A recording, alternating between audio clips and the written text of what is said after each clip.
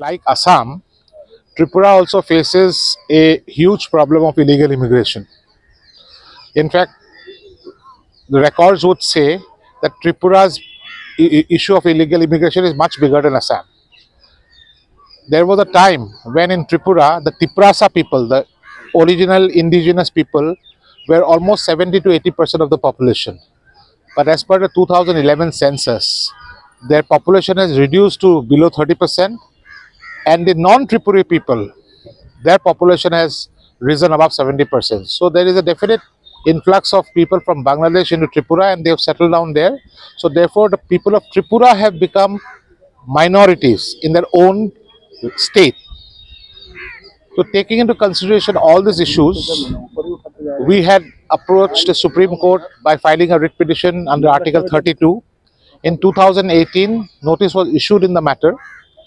Today, the matter came up before a bench of Honorable Justice Bela M. Trivedi and Honorable Mr. Justice P. Varale. Basically, we were praying, that basic prayer was that, like Assam, an NRC should also be drawn up in Tripura, so that at least the process of detecting the illegal immigrants and subsequently their deportation process can be started. We also raised the issue of border fencing and all other allied issues. Today the matter was heard finally, but it was not a very extensive hearing. The bench opined that the reliefs that we seek from the Supreme Court can also be granted by the Tripura High Court.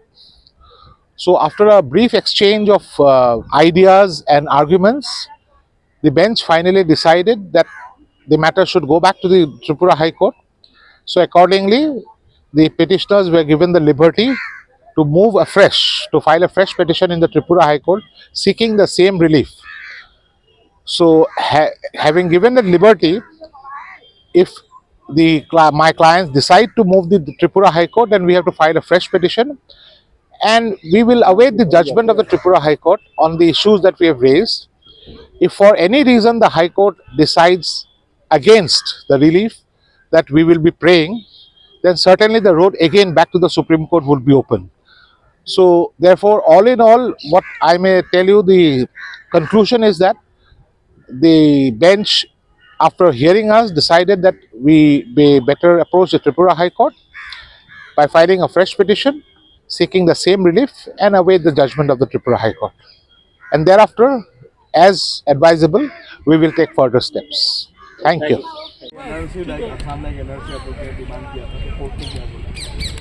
आज तक court का जुजा से जो decision दिया गया, हम लोग खुश नहीं, क्योंकि हम लोग 2018 से ये केस लड़ा है, लेकिन आज 2025 में आकर आज कह रही है हाई कोर्ट में फिर फ्रेश अपील करना। तो ये सुप्रीम कोर्ट को मैं ये पूछना चाहती हूँ, और हम लोग का एक सवाल उठती हो, इंडिया का हर स्टेट का अधिकार है सुप्रीम कोर्ट को जस्टिस मांगना, और ये नेशनल इंटरनेशनल मैटर है, foreigner issue means international matter है।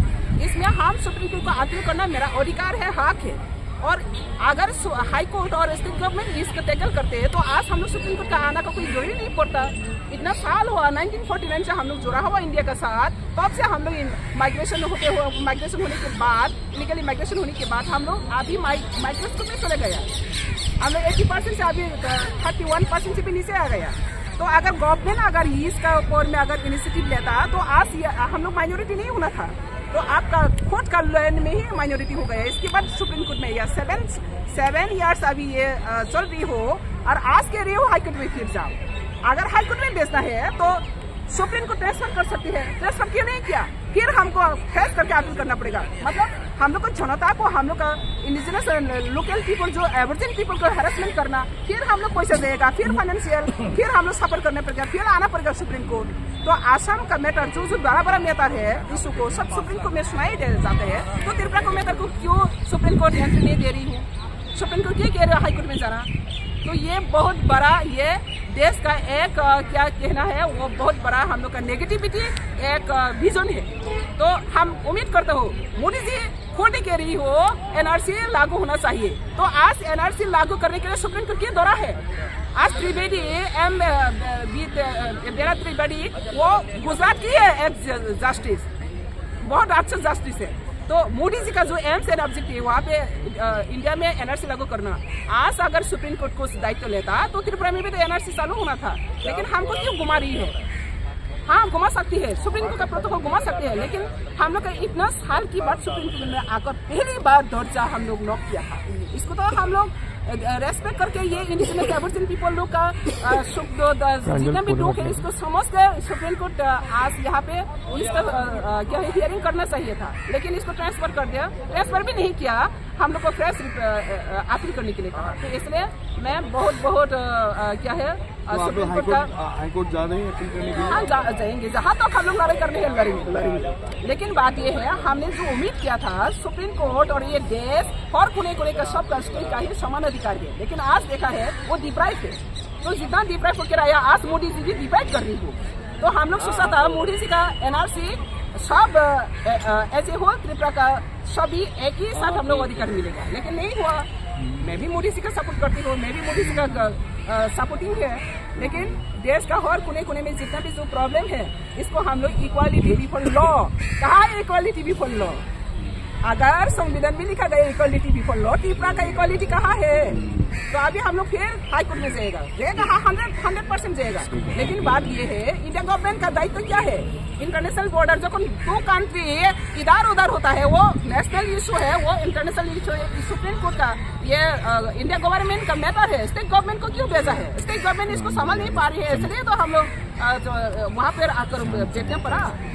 तो मेरा अपील ये है, इंडिया गवर्नमेंट अगर और कोने स्टेट को अगर सिंसियरली नहीं ऐसा नहीं करता तो देश एक अंगूठी भी अगर बीमार होता तो देश आगे नहीं बढ़ पाता।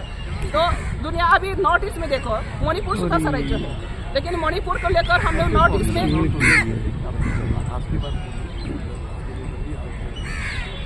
तो ये बात है ना। तो हर स्टेट नॉर्थ ईस्ट का हर स्टेट छोटा स्टेट को अगर रेस्पेक्ट नहीं करता तो ऑनर नहीं देता तो एक दिन ऐसा बिगड़ जाती है, सब बिगड़ने के बाद कुछ नहीं कर पाते। तो ये तो जब शुरुआत होता है कैंसर शरीर में तो अभी तो ट्रीटमेंट करना चाहिए।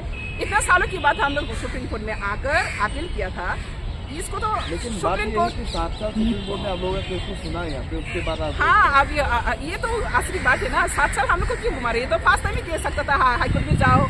हम लोग इतना परेशान क्यों कर रही है, इतना टाइम वेस्ट कर रही है, क्यों इतना फाइनेंशियल हम लोग को फाइनेंशियल हम लोग सफर होता है, वो तो सब जानती है। सुप्रीम कोर्ट में एक बार आना कितना कष्ट होता है। तो ऐसा करके हम लोग तो आप फिर से रीअपील करने की सोच रहे हैं सुप्रीम कोर्ट में? 1000 बार करेंगे, जब तक जस्टिस नहीं मिलेगा 1000 बार करेंगे। आज का जस्टिस कल नहीं रहेंगी, कल का जस्टिस परसों नहीं रहेंगी। एक दिन ये सुप्रीम कोर्ट इंडिया में भी ऐसा जस्टिस रहेगा, सब कोने स्टेट को देखभाल करने वाला ऐसा जस्टिस रहेगा। मेरा उम्मीद है, मेरा विश्वास है।